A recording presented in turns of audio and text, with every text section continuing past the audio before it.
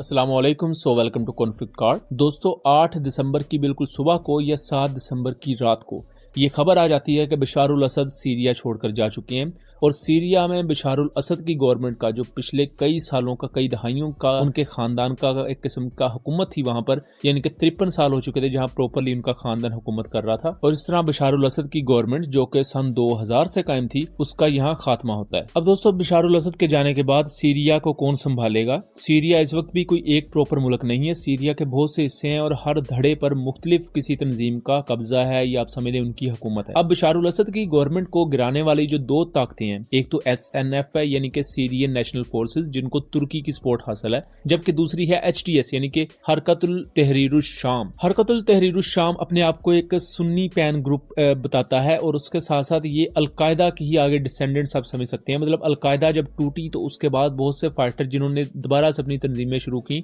तो HTS उन तंजीमों में आती है। इसको इस वक्त लीड कर रहे हैं अबू मोहम्मद अल जोलानी, जो कि इससे पहले आई बिलीव आईएसएस के ही एक लीडर या कमांडर रह चुके हैं। बाद में उन्होंने आईएसएस को तर्क कर दिया। अब इस वक्त HTS की वहां गवर्नमेंट है। डमस्कस HTS के अंडर आ चुका है और पहला जो विक्ट्री स्पीच होती है या पहला सर्मन जो होता है वो वहां की एक मस्जिद में दिया गया अबू मोहम्मद अल जोलानी के तहत। अब यहाँ बहुत सी चीजें डिस्कस करने वाले हैं। पाकिस्तान की फॉरेन मिनिस्ट्री ने भी सीरिया की इस बहुत ही ज्यादा कॉम्प्लेक्स सिचुएशन पर बयानिया जारी किया है, अपना फर्स्ट रिएक्शन दिया है जो कि काफी मैच्योर है। और इसका हम कंपैरिजन ईरान की स्ट्रेटजी से भी करेंगे कि ईरान किस तरह बशारुल असद को सपोर्ट करता रहा और किस तरह ईरान को इतना बड़ा धचका लगाया। आप समझ लें कि बहुत बड़ी हार है ईरान के लिए कि जिस शख्स पर उन्होंने इतने साल इन्वेस्ट किया और सीरिया को ईरान ने अपनी प्रोक्सीज का गढ़ बनाया, आज उसी शख्स को वहां शिकस्त हुई और ईरानियन प्रोक्सीज पर भी वक्त बहुत ज्यादा कड़ा आ चुका है। दोस्तों जब 2007 से 2010 के दरमियान अरब स्प्रिंग वगैरह शुरू हुई तो सीरिया में भी मुजाहिरे शुरू हुए। तब प्रॉपर सीरिया में सिविल वॉर स्टार्ट हो गई सन 2010 के बाद। तो बहुत से ऐसे एरियाज थे, इदलीब का एरिया था, अलेपो का एरिया था, जहां ओपोजिशन फोर्सेस थी वो इतनी ज्यादा ताकतवर थी कि उन्होंने सीरियन अरब आर्मी यानी कि जो बशारुल असद की साइड पर आर्मी थी उसको हराना शुरू कर दिया। ये वो वक्त था जब ईरान ने बशारुल असद की सपोर्ट की और उस वक्त दोनों साइड पर बहुत ज्यादा मार घाट हुई थी। तो उस वक्त से ईरान एक बहुत बड़ा इत्तेहादी बनकर उभरा बशारुल असद का। दूसरा, चूंकि बशारुल असद भी शिया मसलक से ताल्लुक रखते थे तो इस वजह से ईरान की सपोर्ट उन्हें नेचुरली भी एक किस्म की हासिल थी। तो मुल्क में इस तरह एक सेक्टेरियन फिजा भी कायम हो गई कि एक तरफ सुन्नी दूसरी तरफ शिया। लेकिन यहाँ सेक्टेरियन बुनियादों की हद से भी बाहर निकला जाए तो बहुत सी दूसरी रियलिटीज थी। ईरान अपनी प्रोक्सीज को फंड करने के लिए, उन्हें असला पहुंचाने के लिए सीरिया की सरजमीन चाहता था। जैसा कि अगर आप नक्शे में भी देखें तो लबनान तक अगर ईरान ने वेपन्स पहुंचाने हैं तो वो वेपन्स पहले डमस्कस लेकर आते थे, उसके बाद आगे लेबनान पहुंचते थे, या इवन इससे आगे भी दूसरी कंट्रीज को या इराक में पहुंचाने होते थे। तो सीरिया एक ऐसा मुल्क था जो कि उनके लिए की पॉइंट था। ईरान की तंजीमों की वजह से यहाँ जैसे ज़ैनबियून थी, फातिमियून, अल मुहर्रकातुल इस्लामिया उल इराक, इस तरह की बहुत सी तंजीमें हैं। ये तो वो तंजीमें जो बड़ी हैं जिनके हम नाम ले सकते हैं। इसके अलावा भी इन तंजीमों के अंडर बहुत सी दूसरी तंजीमें हैं। इनकी वजह से एक प्रॉपर सिविल वॉर हमेशा से ही लड़ी जाती रही। दूसरी तरफ हमें दाइश का एक अरूज देखने को मिला, उसके बाद दाइश टूटी तो नई बहुत सी तंजीमें बन गई। तो ये एक सेक्टेरियन जंग तो चलती ही रही, लेकिन यहाँ जो बड़े प्लेयर्स थे वो भी अपना खेल खेलते रहे।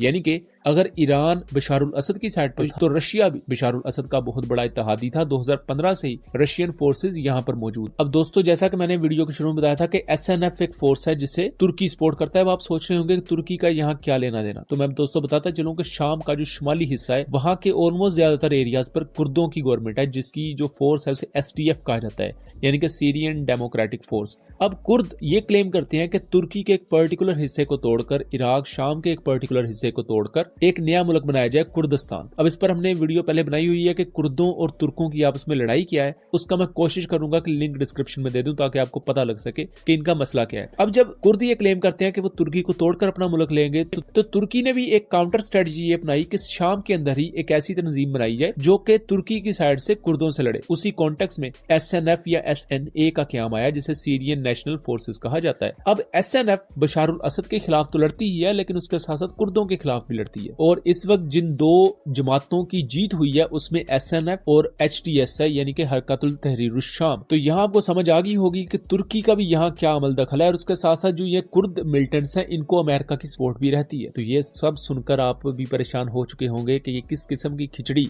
शाम में बन रही है कि समझ ही नहीं आ रहा कौन किसकी साइड पर है और किसका क्या मौकफ है। बस ये अपने अपने मफादात की या अपने अपने बेसिक नजरियात को प्रोटेक्ट करने की जंग है जो पिछले कई सालों से चल रही है, और कई लोग इस जंग का ईंधन बन चुके हैं। अब हम दोस्तों आ जाते हैं कि बेसिक आपको स्टोरी तो पता लगी गई होगी कि बशारुल असद की गवर्नमेंट हार चुकी है, ईरानियन और रशियन एलिमेंट्स को यहाँ शिकस्त हुई है, HTS और SNF ने बहुत से एरियाज को अपने अंडर ले लिया है। लेकिन अब इसके बाद क्या? अब अबू मोहम्मद अल जोलानी ने यह क्लेम किया है कि वो बहुत जल्द सीरिया में प्रॉपर गवर्नमेंट कायम करेंगे और लोगों के पास इख्तियारात होंगे, जैसा कि जब भी कोई नई गवर्नमेंट आती है तो जो वो दावे करती है वैसे ही दावे अभी तक किए गए हैं। यहाँ पाकिस्तान की फॉरेन मिनिस्ट्री ने एक बयान जारी किया है जिसमें पाकिस्तान ने यह वाजे किया कि वो सीरिया की इंटेग्रिटी और सोवरेनिटी की कंप्लीट रिस्पेक्ट करते हैं।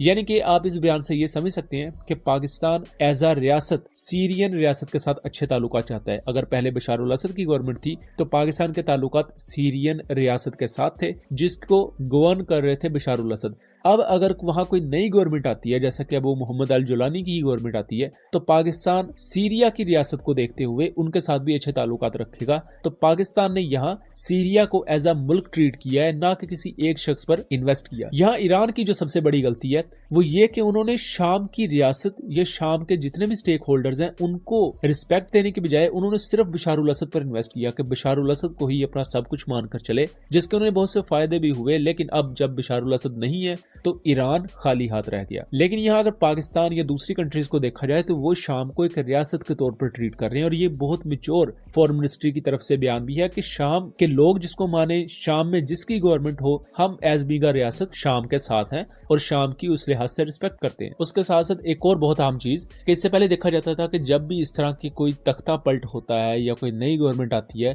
या खास तौर पर जब इस तरह की किसी मिलिटेंट ऑर्गेनाइजेशन की गवर्नमेंट आती है तो मारघाट बहुत ज्यादा होती है।